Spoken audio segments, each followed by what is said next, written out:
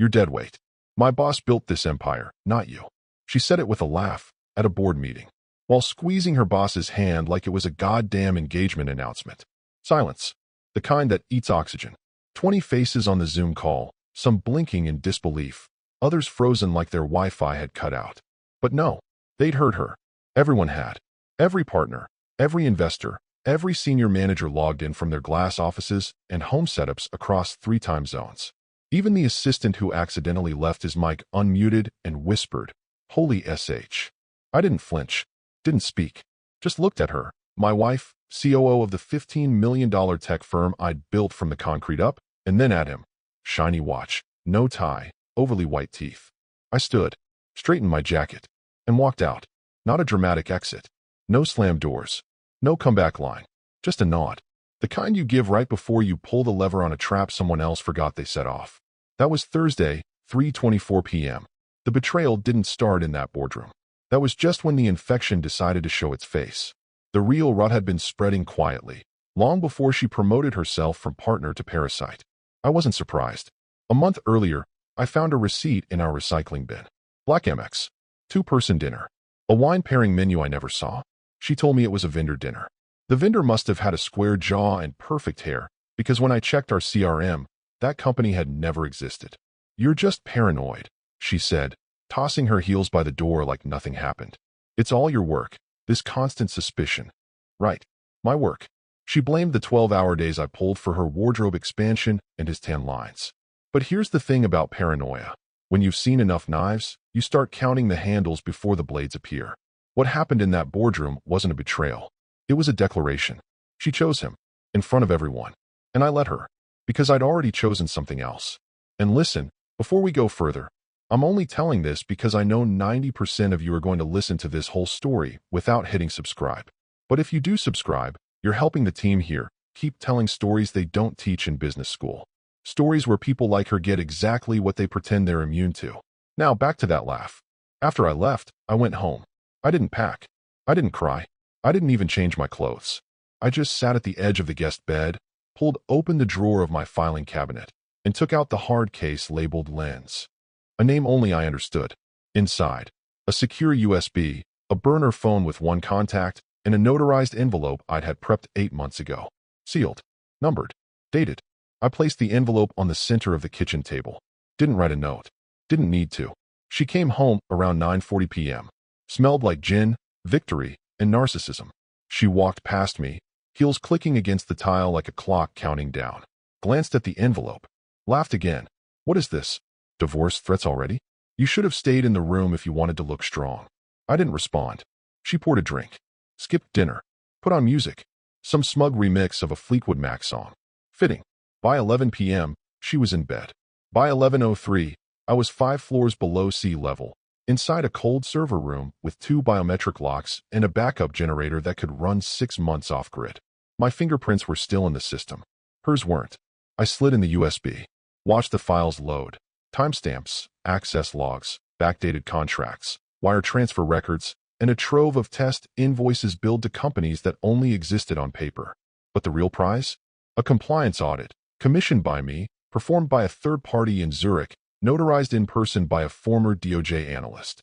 Its contents were so dry they could pass a polygraph. And buried in the appendix, a VPN trace showing repeated after-hours edits to investor projections. Guess which office the IP pointed to? Her boss's. Her new hand-holding, credit-stealing, soon-to-be federal defendant boss. She thought that boardroom was a coup, that she was starring in some corporate fairy tale. She didn't realize I wrote the ending 9 months ago, and the next chapter starts when someone opens that envelope. She came home humming like she'd won something. Not in the literal sense. There was no trophy in her hands, no plaque or title she hadn't already printed for herself months earlier. But the look in her eyes? That smug, floaty euphoria people where after crossing a line they thought was untouchable and realizing no one slapped their wrist. That's what she came home with. Like she'd walked off the set of a victory speech no one else had rehearsed for. She didn't even notice the difference at first. That the apartment was cleaner. Stripped, really. My desk, empty. The framed photo of our first investor pitch in Milan, gone. No laptop. No coffee mug with the chip on the handle. Just one thing remained. A sealed black envelope, thick and matte, resting dead center on the desk like a ritual object. She leaned in, read the label, smirked. In case of betrayal, activate. Oh, dramatic, she chuckled, tossing her keys into the dish beside it like it was just another passive-aggressive note I'd written in a moment of emotional indigestion. She didn't even touch it. Instead, she opened a bottle of Pinot Grigio, one of the expensive ones I stopped buying after she stopped asking how my day was. She FaceTimed him, the boss, and called it a debrief. That's what she whispered into the phone before giggling. It's a debrief, not a date. Well, maybe a little of both. I watched from the building's secondary access camera feed. She had no idea. She'd never asked why I upgraded our security system, or why I insisted the wiring pass through the sub-basement junction, or that I installed a mirrored connection between our apartment feed and my remote cloud logs. I wasn't watching out of pain. I was documenting, observing. Coldly, she poured wine, curled her legs under her like some 20-something influencer, and flattered him with lines I'd once thought were hers. He asked if I'd finally broken. She laughed. He'll crawl back. He always does. I give him 4 days max. He's emotionally addicted to control. He asked about the envelope. Oh, that. Probably another lecture. Or some silly clause from that prenup he pretends still matters. He forgets. I'm the one holding the reins now. That made me laugh. Quietly. Without sound. I was in a secure facility by then. One of our satellite locations technically owned by a shell company I set up before we even got married. She thought she knew every asset I had. She didn't know about Vault 3. Inside, temperature-controlled servers, air-gap drives, notarized chains of custody for every critical transaction from the last 6 fiscal quarters. No passwords. Everything biometric. Retinal scan, fingerprint, heartbeat rhythm. Each one tied to me, and only me. I authenticated. Pulled up the folder labeled echo_real. Echo_real contains 6 subdirectories. Audio logs from planning meetings where her boss casually suggested reclassifying partner dividends as consultant fees to skirt the SEC cap. Video screen captures of late-night adjustments to Q2 revenue projections, traced through his credentials, using her machine. Email drafts, never sent, where she'd rehearsed a press leak blaming me for toxic leadership in case she needed an exit strategy. A silent screen recording of her looking directly into the webcam at 2:14 a.m. on a Sunday, whispering, "He doesn't know I'm deleting the cap table backups." A signed internal memo, initialed by both of them, authorizing a restricted stock issue to an offshore trust, one that matched an entity I'd been tracking for 6 months. A scanned napkin, from a dinner in Geneva. His handwriting, her lipstick. One sentence, D gets out, or we take him out. Each file had a timestamp. Each one was redundantly mirrored to 3 cloud services, a legal escrow service in British Columbia, and a Swiss insurance agency specializing in whistleblower protections. I had backups of backups, not because I was scared, but because I knew they weren't careful. She thought betrayal was a performance, something you could rehearse, stage, and smile through. I knew betrayal was a transaction, and I had every receipt. That night, she went to bed, still laughing at some meme he sent. Probably something smug about outgrowing your past, about shedding old partners. She didn't know that while she slept, my legal team was already reviewing Clause 14 of our founder agreement, or that her boss's name had just been flagged on a private list shared between SEC Internal Affairs and a federal prosecutor I'd met once at a silent auction. She didn't open the envelope, but someone else would. His name was Connor Bray. You wouldn't notice him in a crowd. Trim haircut, dark suit, no brand markings, no tie. Just a soft-spoken presence that didn't ask to be remembered, which, in his line of work, was exactly the point. We met in a private conference room beneath an anonymous law firm in San Jose. One of those buildings you drive by 1,000 times but never really see.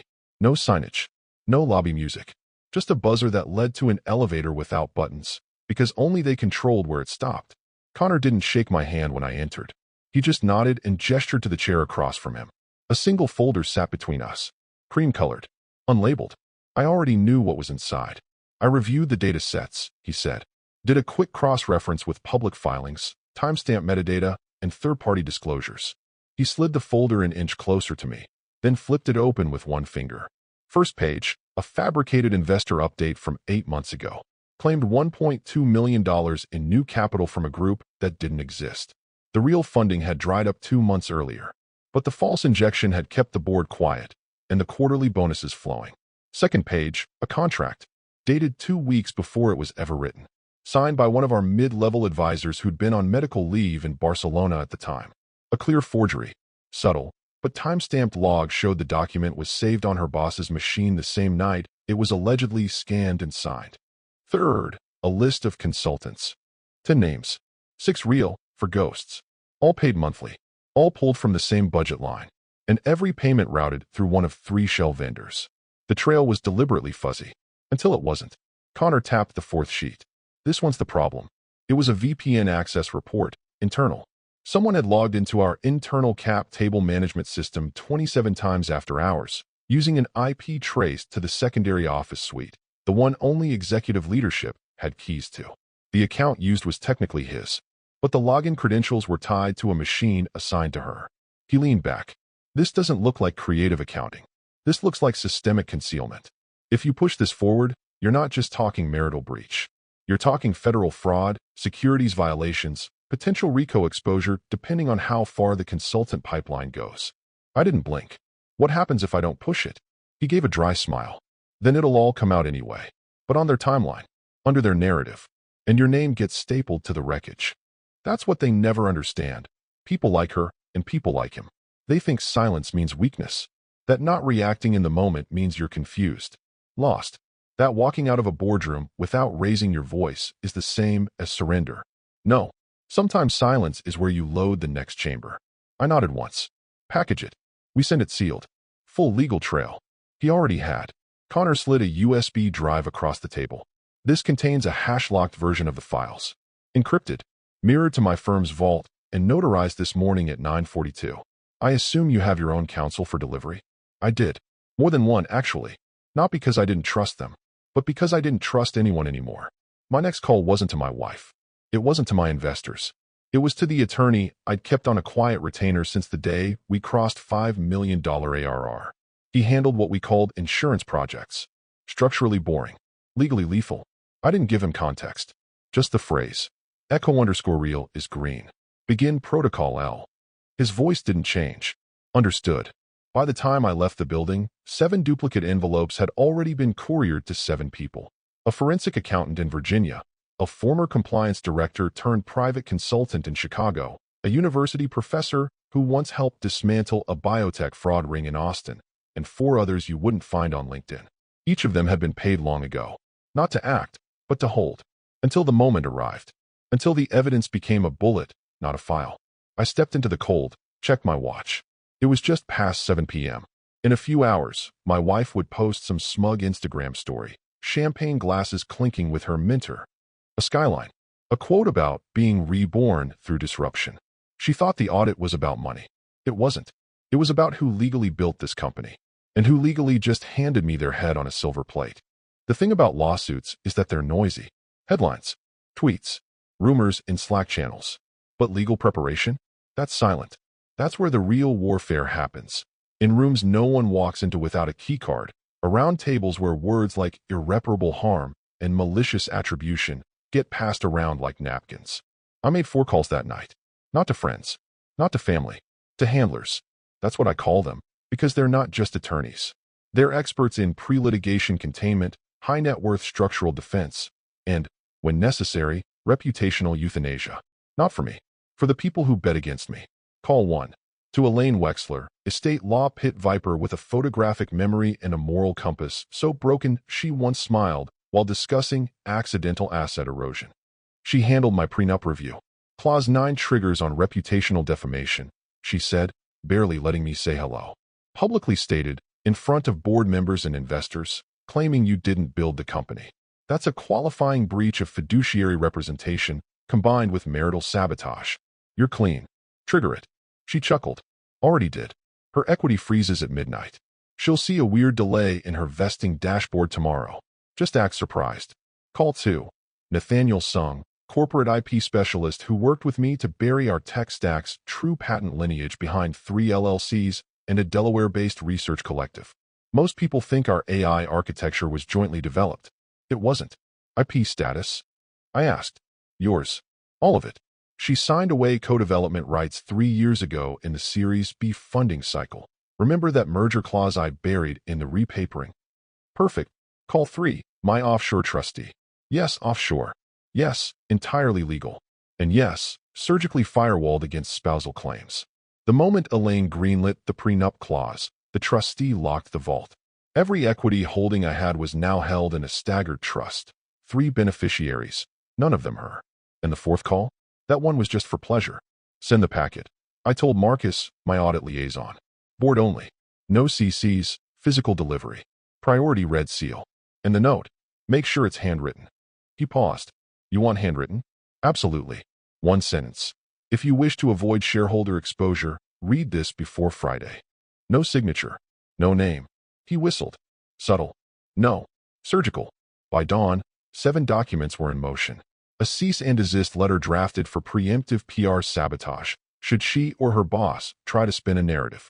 A sealed brief prepared for Delaware Chancery Court, pre-filled but undated, accusing the COO of executive misrepresentation. A trust movement order timestamped, notarized, and ready to be used if any of her team tried to file a joint financial disclosure.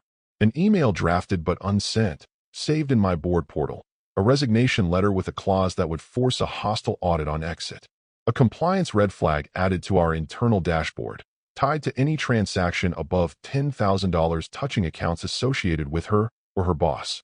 A second envelope, twin to the first, now sitting in the inbox of our internal auditor, anonymous source named only Sable. And finally, a quiet retainer increase to my crisis PR firm, because by Monday, we'd be playing chess in front of cameras. I didn't sleep.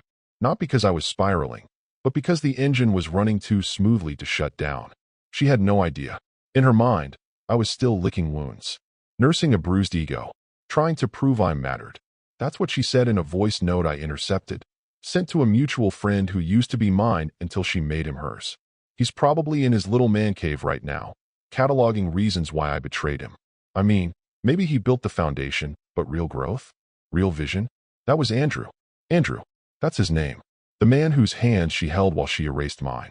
And yet Andrew had no idea that our internal board audit had been quietly scheduled for Friday at 4 p.m., nor that he'd been mentioned in a footnote by our legal analyst months earlier after a flagged expense report showed duplicate vendor payments from 2 shell corporations linked to his prior venture.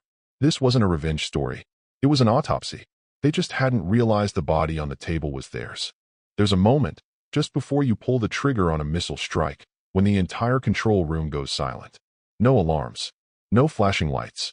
Just a quiet acceptance that the damage is no longer theoretical. That's what it felt like when I clicked submit on the SEC whistleblower portal. Not anonymously. No burner accounts. No fake names. I wanted my signature on it. I needed them to know exactly who brought the match. The federal system is sterile by design.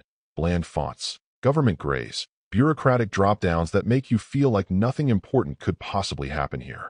But once you cross the threshold, once you check the box that says, yes, I acknowledge this submission is made under penalty of perjury, you're no longer speculating. You're detonating. The upload field blinked once. Then again, file transfer complete. 2.7 gigabytes of data. Encrypted. Timestamped. Notarized.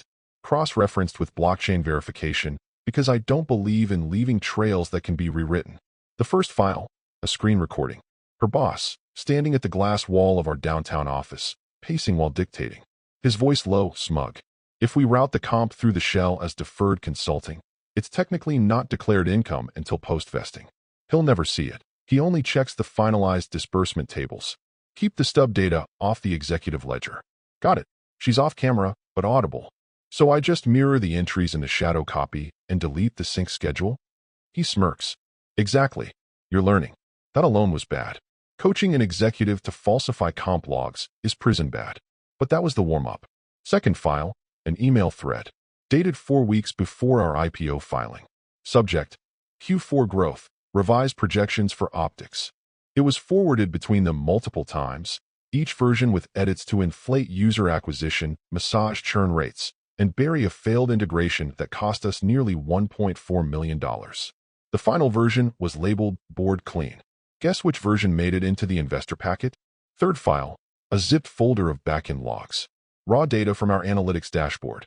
I preserved them using a silent clone protocol I built in grad school, one that copied every database change in real time. Every deletion, every falsified entry, every after-hours edit was there, color-coded and time-stamped. Then came the kill shot, a notarized deposition from a junior analyst. An intern, really. She'd come to me 6 months earlier, shaken, said she was asked to revise some reports she didn't understand. I'd offered to help her switch departments. Quietly, she did, but not before I had her record a statement, reviewed and signed by my legal counsel. In it, she describes being pressured by the COO, my wife, and Andrew, her boss, to run optimistic simulations and overwrite the original batch. She didn't even know it was fraud. She thought it was normal. It wasn't, and I made sure the feds would know that. The portal thanked me for my submission with a robotic line. Your complaint will be reviewed in accordance with standard timelines. Standard timelines. That made me laugh out loud in my car. The idea that anything about this situation was standard. I was parked 3 blocks from their favorite rooftop bar. I knew they'd be there tonight, celebrating, drinking overpriced Negronis, maybe even planning the next pivot in our roadmap while I was, in their minds, licking my wounds over takeout Thai and unsent texts. They didn't know that while they toasted the next chapter, I'd just dropped a sealed package in a physical Dropbox for a federal compliance partner based in D.C. A package that mirrored everything I submitted online, with one addition. A hand-signed letter offering myself as a cooperative witness, including a list of names and contacts for cross-validation. I didn't care if it made headlines. I wasn't looking for exposure. I wanted containment. Precise, legal, surgical. The kind of containment that starts with subpoenas and ends with shareholder revolts. I drove past the bar on my way home. Saw her on the balcony, silhouetted in the ambient glow of fairy lights and ego. Glass raised. Laughing. She thought the game was over. She didn't realize it had just gone federal. The rooftop was a 27th floor fever dream. Glass railing, string lights, imported orchids that wilted in the LA heat but looked great in photos. It was the kind of place you booked when you wanted to appear generous while quietly reminding everyone they couldn't afford to reciprocate. That night, she wore a black silk dress with sleeves too long and a slit too high, laughing louder than she had in years, like someone finally relieved of dead weight. There were 11 of them. Executives, strategic partners, one influencer whose presence guaranteed at least 5 Instagram stories tagged #ExitEnergy or some equally soulless phrase. My wife. No, the COO now, sat at the center of it all, flanked by her new king and the VCs who'd never liked me but loved the optics of a female founder finally stepping into her own. The wine was Chateau something, the kind they pretend to taste berries and war history in. She didn't know I'd been invited to the private launch of that rooftop 6 months earlier by the architect who now sat quietly reading my email from that morning. He wasn't there to party. He was there to watch. The toast came after the second course, figs and roasted duck and hollow clapping. To the future, she said, rising with her glass. To fearless leadership. To cutting loose the things that no longer move us forward. She glanced at Andrew, her boss, her shadow emperor, who raised his own glass and added with a smirk, "He won't last a week." Laughter. Chimed glasses. A friend made a joke about offering me a job after the dust settled. Even she laughed at that. But then came the pause. It started as a flicker, just a shift in posture. One of the younger VCs, mid-30s, thick-rimmed glasses and a habit of checking news alerts compulsively, glanced at his phone and stopped mid-sip. Andrew," he said, eyes narrowing. Andrew turned, wine still in hand. "Yeah." The VC rotated his phone, screen facing up. "Why is your name in this SEC report?" Silence. Real silence this time. You could hear the hum of the rooftop AC, the distant blare of a horn 27 stories below. Then, the faint buzz of phones vibrating. Notifications cascading. One by one, they reached for their devices. Andrew's glass hit the table. Not shattered. Just hard enough to signal everything had tilted. "What the hell?" he muttered, scrolling fast. Then slower. His face paled. Not dramatically, just enough to drain the usual orange-tin confidence from his skin. She leaned in. What? What is it?" He didn't answer. Someone else did. This says there's a whistleblower case. SEC Federal. Alleging securities fraud. Misstated growth projections. Executive comp concealment. Shell consultants. Another guest. They have names. Your names. The influencer girl, who had spent most of the night photographing her risotto, blinked. "Wait. You guys are in that report." Still, no answer. Andrew stood slowly. He held his phone like it was burning his hand. A single line glowed on the screen, the quote already pulled into headlines by hungry journalists. "If you wish to avoid shareholder exposure, read this before Friday." Where did they get this? He whispered. He looked at her now, really looked at her. Not with desire, not with admiration, but calculation, as if trying to determine whether she'd known, whether she'd somehow slipped, whether she had been careless. But the thing was, she hadn't been careless. She'd been arrogant. She truly believed the man she called dead weight wouldn't have the spine to retaliate. She thought public embarrassment neutered capability, that just because I didn't scream, I didn't plan. She tried to speak. Look, this is just noise. It's a power move. He's trying to save face. It's posturing. But no one was listening anymore. Phones were out. Emails being forwarded. Links flying across encrypted chats. One of the VCs was already texting their compliance officer. Another quietly closed his leather folio and excused himself with a muttered, "Thanks for dinner." Andrew stayed standing, lips moving but no words coming out. And she, still holding her glass, finally set it down. Not because she was done drinking, because her hands had started to shake. 11:52 p.m. The phone didn't ring so much as it punched through the room. One of those calls you don't just ignore, because it comes from a number that usually goes through 2 assistants, 3 calendar permissions, and an attorney before it ever hits your screen. Andrew's board chairman never called directly. Never. He was the kind of man who spoke in proxies. But tonight, the call came straight to Andrew's personal line. He sat up in bed before he answered. Not out of manners, out of instinct. Like a dog hearing thunder before the storm arrives. Hello. The voice on the other end wasn't angry. It was worse, measured. Andrew, you'll be in the downtown office at 7:30 tomorrow morning. Bring your legal counsel. You are not to contact any staff tonight. Subpoenas are being finalized as we speak. FBI compliance liaison will be present. Pause. Do you understand? Andrew started to respond. Wait, hang on, what? Click. The line went dead. He stared at the screen like it had betrayed him. Beside him, half awake and groggy, she rolled over. Who was that? He didn't answer. She rubbed her eyes. Seriously, what's going on? He stood up, walked around the room, phone still in hand, sweat beginning to prick at the collarbone despite the AC being set to 68. She sat up, sheets tangled around her like vines. Andrew, talk to me. He turned slowly, his expression cracked porcelain now. That was Harold. Your chairman? He nodded once. She blinked. Why the hell is he calling you at midnight? He opened his mouth like he was about to explain something, then closed it again. No words. Just this slow, suffocating realization that the walls were not just closing, they had already closed. She slipped out of bed. Okay, I'm gonna need you to say something, because you're scaring me. He finally looked at her. They're calling an emergency audit, he said. Her breath hitched. What kind of audit? The kind where subpoenas are delivered before the coffee shows up. She wrapped the robe around her. Jesus Christ. What? He didn't answer that either. Instead, he walked over to the desk in the corner, opened his laptop. Every alert was lit up, Slack threads gone quiet, but encrypted email chains blowing up like wildfire. One from their general counsel. Need to speak immediately. FBI contact has reached out via formal channel. Urgent. Another, from their external auditor. Multiple filings being questioned. Q4 projections. Also concerns raised executive comp structure flagged as off books. And finally, an email from his own CFO, subject line in all caps.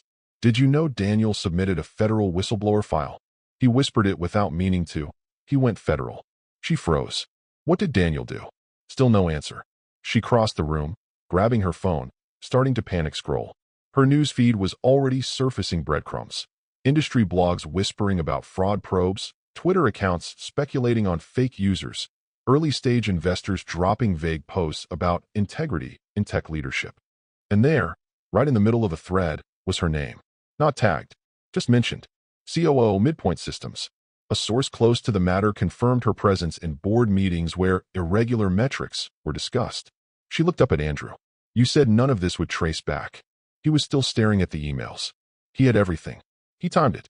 We were celebrating, and he was pulling the trigger. He can't prove anything, she hissed. But she already knew that was a lie. She just didn't know how much he could prove. Andrew walked into the bathroom without a word and shut the door behind him. The faucet ran, pointlessly. Not shaving, not brushing, just running, like it would drown out the questions. She stood alone in the middle of a room that suddenly felt much larger. Colder, more exposed. The illusion was fracturing. And Daniel? He still hadn't said a word. 7:10 a.m. Not a second earlier. Not a second later. The kind of timing that tells you this wasn't a scramble. This was scheduled. Engineered. like a silent missile strike choreographed by people who don't make mistakes. The knock, no, pounding, on the front door didn't sound human. It was blunt, repetitive, calculated, not urgent, not angry, just certain. Andrew jolted upright, still in yesterday's clothes. Shirt wrinkled, belt half undone. His laptop lay beside him on the couch, still open to an unread Slack message. We're being asked to preserve all internal communications effective immediately.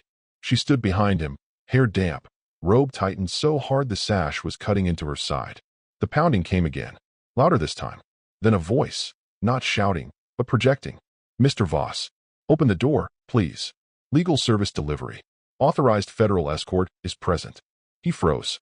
She whispered, oh my God. He moved like a man walking to his own execution, slow, deliberate, still trying to figure out if there was a chance this was all just a misfire. A mix-up. Maybe Daniel bluffed. Maybe this was a scare tactic. But when he opened the door, 7 attorneys stood in the hallway, flanked by a tall man in a charcoal suit with an FBI badge clipped casually to his blazer. Not waved, not flashed, just there, like gravity. 2 members of Andrew's own board stood behind them, one with a sealed folder in hand, the other with a look that said, we gave you a chance. Mr. Voss, one of the attorneys said, nodding. You're being served notice of internal audit review under emergency compliance proceedings. You are not under arrest, but you are advised to remain on premises until counsel confirms custodial limitations.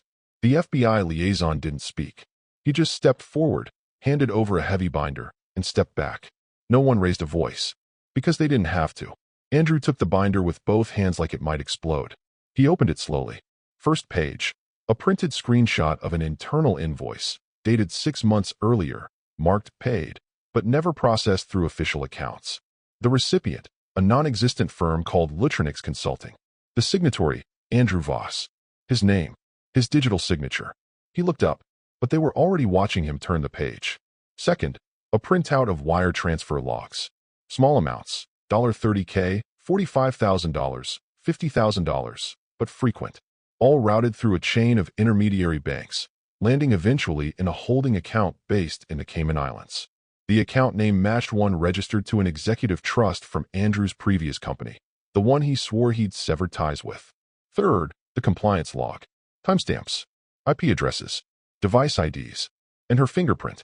Literally, a captured biometric access key used at 2:41 a.m. from her secured device, used to bypass data retention policies and wipe old executive summaries.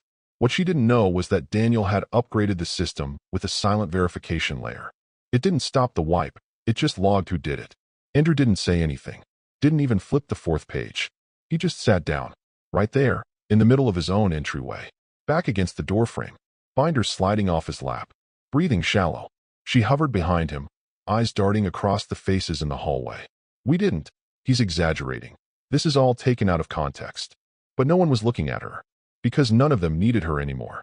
The board member with the sealed folder stepped forward, held it out. You're to appear at the downtown office by 7:30. Legal counsel is expected.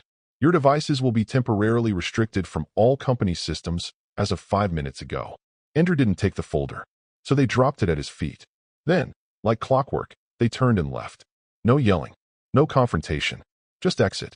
The door closed slowly behind them with the soft hiss of air-sealed defeat. He didn't move, not for minutes.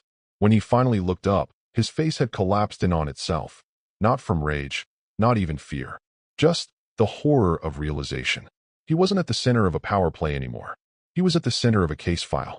She knelt beside him, gripping his arm. Say something. He blinked slowly, like surfacing from water. He had everything, he murmured. He didn't just plan this. He timed it. He waited until we were in too deep to explain our way out. Her voice cracked. What are we supposed to do now?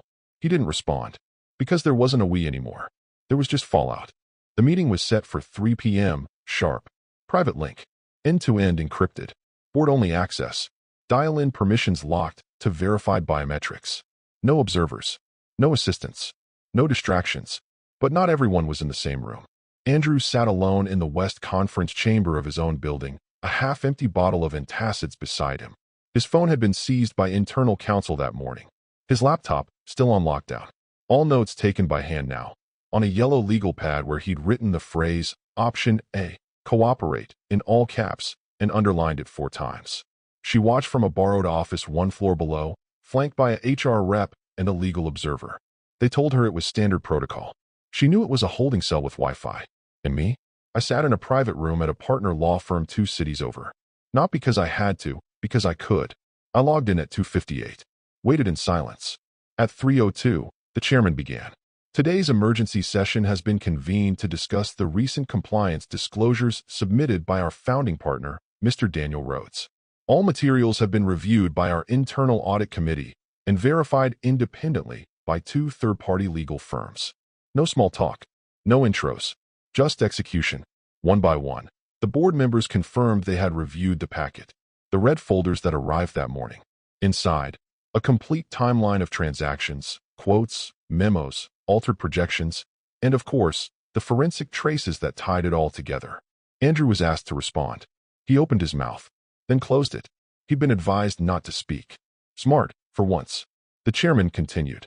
Effective immediately, Mr. Voss, your duties as interim CTO are suspended pending completion of the federal audit. You are instructed to abstain from all company communications except through approved legal channels. A simple sentence, but it sounded like a tombstone being engraved in real time. Then the chairman turned to me. Mr. Rhodes, as primary founder and original architect of our IP, we invite your recommendations for immediate operational continuity. I clicked unmute. No smile, just precision. We begin with removing conflict of interest, I said, and dead weight. A few board members raised their brows. A few smirked. Andrew didn't move.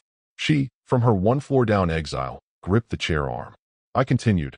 All joint initiatives led by Mr. Voss and the COO will be paused. Their teams will report directly to the executive audit liaison. I will appoint interim tech and operations leads within the hour. The COO will be placed on immediate leave. Gasps weren't audible, but you could feel them. Little delays in breath over the line. The HR observer beside her made a quiet note. The legal rep stood up and left the room without a word. Her screen flickered. Connection to the company Slack, revoked. Company email, locked. Calendar access, gone. She refreshed, twice. Nothing. The board chair concluded. All in favor of the motion to reinstate Mr. Rhodes as executive director with full operational oversight. Every hand went up. Unanimous. No abstentions. No polite delays. No deals. I gave a nod. The camera cut away. She stared at her screen, watching everything blink out like a dying power grid. Her name, once pinned at the top of the org chart, was now a placeholder in a pending HR file. She stood, numb, half expecting someone to stop her. To object. To say this was just temporary. But no one did. Because I hadn't just taken back the company. I'd taken back the narrative. And the woman who'd once laughed in a boardroom as she squeezed another man's hand, she now stood alone, holding no one's. 3 weeks. That's how long it took for the cleanup to go from rumor to resolution. The internal memo landed quietly on a Thursday morning, marked confidential, structural transition strategy. No subject line, just a link to a secure PDF and a mandatory company-wide read receipt. Inside, 2 things stood out. First, a list of personnel terminations, direct, final, no room for negotiation. Effective immediately. Title stripped. Email accounts decommissioned. Building access revoked. Second, a chart showing organizational restructuring. The old CTO box, gone. The COO role, reclassified into 2 separate functions, operations and compliance, neither of which carried her name. At the bottom, a clause highlighted in red. Following an internal audit and subsequent external inquiry, all equity previously assigned to parties involved in the misconduct has been forfeited under Clause 14 of the Executive Agreement. Malicious misrepresentation of attribution. Clause 14. That one hit hard. Because she wrote it. She insisted on its language back when we were drafting the Executive Code of Conduct together. She said, if anyone ever tries to take credit for work they didn't do, there should be blood in the water. She meant it as a threat to outsiders. She didn't realize she was carving her own noose. The final notice came that same morning, delivered by courier. Plain envelope. Heavy cream cardstock, embossed with the company's seal. She opened it with shaking hands. 3 lines. That's all it took to collapse the illusion. 1. Your employment with company name is hereby terminated for cause, effective immediately. 2. All unvested equity, performance bonuses, and leadership entitlements are nullified under Sections 7 and 14 of your executive agreement. 3. You are barred from representing your prior affiliation with this firm in any public or private capacity pending the outcome of active investigations. Then, beneath the legal text, one final line. Handwritten. Just 5 words. You didn't build this. You just tried to steal it. She screamed. Not cried. Not gasped. Screamed. A primal, feral noise ripped from a throat that had never been trained for failure.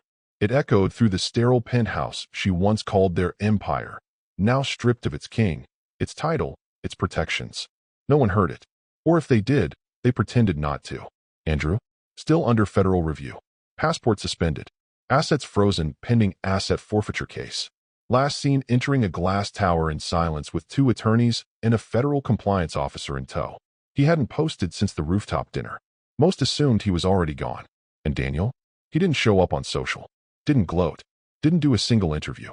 He simply reappeared one day, in a different office, smaller, warmer, deliberately understated. Glass walls, but curtains drawn.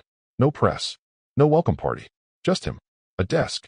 A single photo. An early product schematic. The one he sketched by hand before anyone else believed in it. He sat behind the desk quietly, reviewing a document. A new partnership deal. Quiet capital. Forward-facing. Someone once asked if he ever released a statement. He didn't. He didn't need to. Because the silence was the statement.